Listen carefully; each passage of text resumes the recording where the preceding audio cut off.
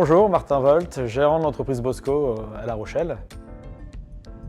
Notre activité, c'est de gérer les bateaux de nos clients, que ce soit les différents corps de métier, électricité, mécanique, plomberie, pour que le bateau soit navigable tout au long de l'année.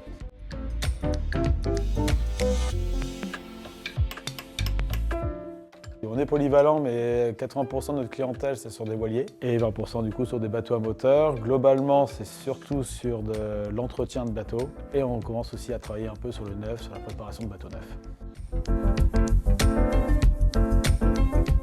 Alors Bosco a 3 ans et demi aujourd'hui. Au début, Bosco c'était dans un garage. Et au fur et à mesure du temps, ça a grossi, jusqu'à avoir un atelier de un peu plus de 130 mètres carrés au minimum. Là, nous sommes installés ici depuis le mois de mai 2024. On compte bien y rester encore bien longtemps. Alors moi, je suis de formation ingénieur généraliste. Moi-même, j'ai un bateau et j'ai dû travailler beaucoup sur mon bateau. Et donc, je me suis rendu compte aussi qu'il y avait une demande et une place peut-être à prendre.